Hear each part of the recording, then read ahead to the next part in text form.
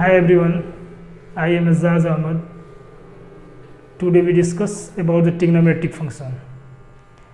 पिछले कुछ दिनों से मैं वीडियो अपलोड नहीं कर पा रहा था क्योंकि कुछ प्रॉब्लम्स थी, सो फिर एक बार हम स्टार्ट कर रहे हैं और इस चैनल के थ्रू हम आपको क्लास 11th में ट्रिग्नोमेट्रिक फंक्शन जो है उसके बारे में उसका डिस्कशन करेंगे। सबसे मेन चीज़ ये होता है कि जब ट्रिग्नोमेट्रिक रेशियो उसके बाद हम ट्रिग्नोमेट्रिक फंक्शन पढ़ते हैं क्लास 11th में। तो ट्रिग्नोमेट्रिक फंक्शन और फंक्शन की तरह है, ये टाइप्स ऑफ फंक्शन में आता है। जैसे एक पॉलिनोमियल फंक्शन है, कांस्टेंट फंक्शन है, ट्रिग्नोमेट्रिक फंक्शन है। तो ये एक फंक्शन है, तो फंक्शन का ग्राफ होता है। अगर हम फंक्शन के ग्राफ के बारे में अगर सही से जानकारी ले लें तो मेरे समझ से बाकी सारे प्रॉब्लम्स जो हैं उस फंक्शन के रिगार्डिंग सब सही हो जाएंगे। तो इस तरह से आपको पता होगा कि ट्रिग्नोमेट्रिक रेशियो 6 होते हैं, तो ट्रिग्नोमेट्रिक फंक्शन भी 6 है और उस फंक्शन को हम एक एक करके स्टडी करेंगे, जिससे हमारा इस चैप्टर पे कॉन्सेप्ट हमारा क्लियर हो जाएगा और एक अच्छा पकड़ हो जाएगा। तो first we start first fx is equal to sine x के बारे में हम डिस्कस कर रहे हैं। क्लास 10th में आप पढ़ चुके हो कि साइन एक्स का वैल्यूज एट डिफरेंट एंगल पे, आप साइन एक्स का वैल्यू जानते हो कि अगर यहाँ पे थीटा है, दिस इज साइन एक्स, और यहाँ पे एक्स का वैल्यू, यहाँ थीटा का वैल्यू, तो 0 पे क्या होता है 0, और π/6 पे इसका वैल्यू 1/2, π/4 पे वैल्यू इसका होता है 1/√2, और π/3 पे इसका वैल्यू √3/2, और π/2 पे वैल्यू 1 हो जाता है। इस तरह से फिर पाई पे वैल्यू इसका 0, और 3π/2 पे इसका वैल्यू -1, और 2π पे इसका वैल्यू 0। तो ये आपको पहले पता होगा कि ये सब इस सब वैल्यू पे या इस सब वैल्यू पे आपका साइन फंक्शन क्या वैल्यू दे रहा है। जैसे x का वैल्यू यहाँ पे अगर 0 पुट करोगे तो f(0) is equal to sign 0, और साइन 0 का वैल्यू क्या हो जाएगा 0। लेकिन इसके कंप्लीट इंफॉर्मेशन के लिए हम फंक्शन के ग्राफ को पढ़ते हैं, क्योंकि ग्राफ का यूज ये है कि अगर आप इसको कैलकुलस में भी पढ़ोगे तो विदाउट ग्राफ आप बहुत सारी चीज़ें नहीं बता पाओगे। तो first we construct the graph of function sine x. This is a y axis, this is x axis, this is a y axis. ये एक्सिस जो है ये रियल नंबर की एक्सिस है, ये भी लाइन एक रियल लाइन है और ये भी एक लाइन रियल लाइन है। ये 0 पॉइंट है, और साइन एक्स का ग्राफ जो होता है वो इस तरह से कंस्ट्रक्ट होता है, और ये ग्राफ इस तरह से चलाता है। ठीक है, अब ग्राफ पे वैल्यू ये x एक्सिस पे वैल्यू क्या है 0, x एक्सिस पे 0 है, ये π/2, π, 3π/2 और 2π। आप देखो एक बार कि जहाँ ये वैल्यू 0 रख रहा है फिर वहीं पे ग्राफ यहाँ पे आ गया, यानी ये जो फंक्शन है fx is equal to sine x. तो साइन एक्स का ग्राफ है, ये ग्राफ है, और ये x एक्सिस y एक्सिस, ये एक्सिस किस चीज़ का है रियल नंबर का। तो जो वैल्यू 0 पे मिल रहा है वही वैल्यू 2π पे मिल रहा है, फिर वही वैल्यू यहाँ पे -2π पे मिल जाएगा। तो इस तरह से आपको ये पता चल रहा है कि sign x is a periodic function. अब यहाँ पे एक चीज़ ये देखा जाएगा कि फंक्शन का जो ग्राफ है वो मैक्सिमम 1 और मिनिमम -1 डिस्टेंस तय कर रहा है, क्योंकि इसके बीच में ही ग्राफ है, इसके बीच में ग्राफ है, तो फंक्शन इतना ही डिस्टेंस कवर कर रहा है y एक्सिस पे इतना डिस्टेंस कवर कर रहा है -1 to 1। दूसरी चीज़, हर एक वैल्यू के लिए, हर एक x के वैल्यू के लिए आपको फंक्शन का ग्राफ एक मिल रहा है, एक पॉइंट मिल रहा है। जैसे π/2 पे आपको मिल गया 1, यानी at π/2 this value equal to 1, pi पे 0 मिल रहा है। इसलिए जो डोमेन, अब इसकी इंफॉर्मेशन हम लिख रहे हैं कि क्या क्या हो रहा है इसके अंदर। अब डोमेन अगर कोई पूछ रहा है, डोमेन, तो डोमेन वो होता है जिस पे आपका फंक्शन डिफाइन हो। यहाँ पे आपका कर्व कहीं ब्रेक नहीं हुआ है, हर वैल्यू पे डिफाइन हुआ है और आपको पता है कि ये किस चीज़ का लाइन है, रियल लाइन है। तो इसलिए रियल नंबर के हर एक वैल्यू पे साइन एक्स डिफाइन है, तो domain of sine x equal to R, domain of sine x equal to R. दूसरी चीज अब हम देखते हैं कि जीरो कहाँ हो रहा है, साइन एक्स कोडोमेन क्या हो जाएगा, कोडोमेन देखो, अगर कोई फंक्शन, यहाँ आप एक बार समझ लो, ये जो होता है अगर कोई फंक्शन डिफाइन करते हैं यहाँ से, तो ये कोडोमेन होता है और यहाँ पे डोमेन होता है। तो देखो फंक्शन हमारा कहाँ से कहाँ तक था, एक्स से वाई पे, एक्स वैल्यू रख लेते हैं और वाई मिल रहा था। तो इसलिए हमको यहाँ पे क्या मिल रहा है, हमारा जो डोमेन है, कोडोमेन है, वो वाई एक्सिस है। Y axis is nothing but this is also a real number, so your codomain is also a real number. Now we discuss about the range of the sin x. Range क्या हो सकता है, तो आप ये देखो, range जो है आपका कर्व जितना, किसी भी कैलकुलस में किसी भी फंक्शन का आपको ये चेक करना है कि वाई डिस्टेंस को कितना दूरी तक वो मेजर कर रहा है, जितना दूरी तक मेजर करेगा वही उसका रेंज कहलाएगा। तो मैक्सिमम वाई एक्सिस पे इसका एक और मेथड है, आपको रेंज फाइंड करना है। तो वाई एक्सिस पे कोई वैल्यू लो, जैसे मान कोई वैल्यू ले लिया आपने -3/2, -3/2 पे एक एक्स एक्सिस के पैरेलल लाइन ड्रा करो, एक्स एक्सिस के पैरेलल एक लाइन ड्रा किया आपने, तो आपके फंक्शन के ग्राफ को ये कट नहीं किया, इसके मतलब ये रेंज में नहीं है, रेंज से बाहर है। आप यहाँ पे भी एक फंक्शन, एक लाइन ड्रा करो, x = y = 2 पे आप एक लाइन ड्रा करोगे ऐसे, वो भी आपके फंक्शन के कर्व को टच नहीं कर रहा है, इसके मतलब वो रेंज में नहीं है। लेकिन 1 से -1 के बीच में कोई भी पॉइंट लोगे और उसके पैरेलल x एक्सिस के पैरेलल एक लाइन ड्रा करोगे, तो आपके कर्व को क्या करेगा, कट करेगा, मेनी टाइम कट कर देगा। तो इसलिए अगर सिंगल टाइम भी कट करता है तो आपके रेंज में आता है, लेकिन यहाँ पे साइन एक्स की कंडीशन में ये मेनी टाइम इसको क्या कर रहा है, कट कर रहा है। So your range will be -1 to 1, -1 और 1 के बीच में कोई भी line parallel to x axis होगी तो आपके कर्व को कट करेगा।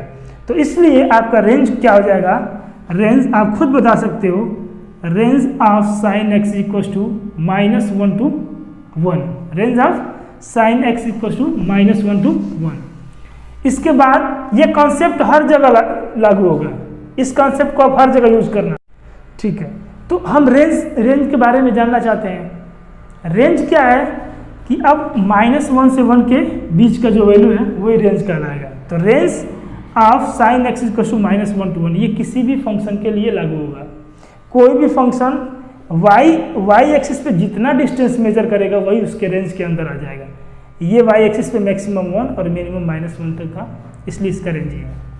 दूसरी चीज़ है कि साइन एक्स एक पीरियोडिक फंक्शन है, तो पीरियोडिक फंक्शन है, इसका पीरियड चेक कर लेते हैं। Periodic function, this is a periodic function. Period क्या है इसका, देखो 0 पे वैल्यू मिला है और यहाँ 2π पे वैल्यू मिला है, तो ये हर 2π के बाद अपने वैल्यू को रिपीट कर रहा है, हर 2π के बाद अपने वैल्यू को रिपीट कर रहा है, एक कंप्लीट रिवोल्यूशन हो रहा है यहाँ पे। तो यहाँ पे आप इसको बोल सकते हैं पीरियड क्या है, 2π है। अब इसके बाद हम ये चेक कर लेते हैं साइन एक्स कहाँ 0 हो रहा है, sine x equal to 0, this imply x equal to nπ, हर पाई पे क्या हो जाएगा, 0 हो जाएगा। देखो यहाँ पे -π, 2π, यहाँ -3, -2π और n belongs to z, set of integer. तो this is a periodic function, period of sine x equal to 2π, sine x equal to 0 at nπ, हर पाई पे क्या हो जाएगा, ये 0 हो जाएगा।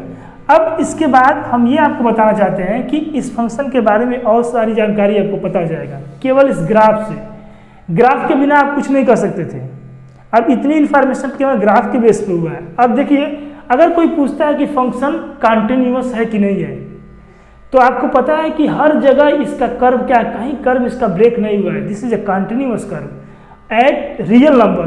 तो this imply sine x, sine x is a continuous function on R, पूरे रियल नंबर पे कॉन्टिन्यूअस है, पूरे रियल नंबर पे कॉन्टिन्यूअस है। इसके बाद डिफरेंशिएबिलिटी की कॉन्सेप्ट आती है, क्योंकि ये सारा आपको कैलकुलस में पढ़ना है और हम ट्रिग्नोमेट्रिक फंक्शन पढ़ा रहे हैं, इसी में सारा इन्फॉर्मेशन दे रहे हैं आपको। अब यहाँ पे आप एक चीज़ देखो, अगर कोई एक आप स्मॉल थिकनेस का पाइप लो और इस कर्व में एंट्री करो, ये पाइप हर जगह स्मूथली चला जाएगा, स्मूथली चला जाएगा। तो यहाँ इस पर पीक पॉइंट नहीं बन रहा है, जैसे इस तरह का शेप नहीं बन रहा है जहाँ आपका पाइप क्या करे वहाँ पे रिस्ट्रिक्ट हो जाए, रिस्ट्रिक्ट नहीं हो रहा है, स्मूथली हर जगह यहाँ से लेकर लास्ट तक चला जाएगा, स्मॉल थिकनेस का होगा। इसलिए ये कर्व क्या है, स्मूथ कर्व है, हर जगह इसके कर्व पे टेंजेंट हम ड्रा कर सकते हैं। एक दूसरा कॉन्सेप्ट है कि हर जगह हम टेंजेंट ड्रा कर सकते हैं। This imply sine x is a differentiable function on R, पूरे रियल नंबर पे ये डिफरेंशिएबल फंक्शन है। तो आपने क्या देखा कि साइन एक्स का कर्व आपको अगर पता है तो आप बता सकते हो कहाँ कहाँ जीरो होगा। साइन अगर कर्व आपको केवल याद है तो आप इसका बता सकते हो पीरियड क्या है, आप ये बता सकते हो उसका डोमेन क्या है, रेंज क्या है, साइन एक्स कंटिन्यूअस है कि नहीं है, डिफरेंशिएबल है कि नहीं है। इसके बाद हम एक चीज़ और देखते हैं, आप इसको नोट कर लो, फिर हम इसको देखते हैं कि और क्या क्या जानकारी हम इससे ले सकते हैं। तो यहाँ पे आप देखो एक बात कि अब साइन एक्स को जो हम पढ़ते हैं वो क्वाड्रेंट में पढ़ते हैं, क्योंकि ट्रिग्नोमेट्री में फोर्थ क्वाड्रेंट के बेस पे हम पढ़ते हैं। ये फर्स्ट क्वाड्रेंट है, ये सेकंड क्वाड्रेंट, ये थर्ड और ये फोर्थ क्वाड्रेंट है। First quadrant from 0 to π/2 and second π/2 to π and third is π to 3π/2 to 2π, 2π equals to π। तो ये फर्स्ट, सेकेंड और थर्ड, फोर्थ क्वाड्रेंट। अब आप एक चीज देखो, 0 से लेकर π/2 ये फर्स्ट क्वाड्रेंट है। तो फर्स्ट क्वाड्रेंट में आपका वैल्यू जो ग्राफ है एबव द एक्स एक्सिस है, एबव द एक्स एक्सिस है, यानी y का वैल्यू पॉजिटिव है। तो sine x is positive in first quadrant. Second quadrant में देखो 0 से π/2 से π तक ये एबव दी, देखो आपको पॉजिटिव नेगेटिव चेक करना है तो आपको चेक करना होगा कि कर्व एक्स एक्सिस से एबव है कि बिलो है। यहाँ पे 0 से π/2 से और π/2 से π तक आपका कर्व क्या है, above the x axis. So your function is positive in that quadrant. So in second quadrant also sin x will be positive. Now we check in quadrant third quadrant from pi to 3π/2, 3π/2, pi to 3π/2। इसमें बस हम एक ही concept आपको बता रहे हैं, जब भी आपका कर्व एक्स एक्सिस से ऊपर रहेगा तो पॉजिटिव वैल्यू है, जब भी नीचे रहेगा तो नेगेटिव वैल्यू है। क्यों, यहाँ पे y का वैल्यू नेगेटिव हो जाता है, तो इसलिए कर्व आपका बिलो दी एक्स एक्सिस है। So sine x is negative in third quadrant as well as sine x is negative in fourth quadrant. ये चीज़ें हो गई। इसके बाद आपको एक चीज़ और देखना होगा कि साइन एक्स क्या इंक्रीजिंग है कि डिक्रीजिंग है। तो अब यहाँ पे आप एक चीज़ देखो, जब हम एक्स देखो 0 से इधर हम इंक्रीजिंग करते हैं, एक्स का वैल्यू इंक्रीज होता है, तो जब हम x के वैल्यू को इंक्रीज कर रहे हैं तो y का वैल्यू भी इंक्रीज हो रहा है। कहाँ तक, 0 से π/2 तक। तो so your function is increasing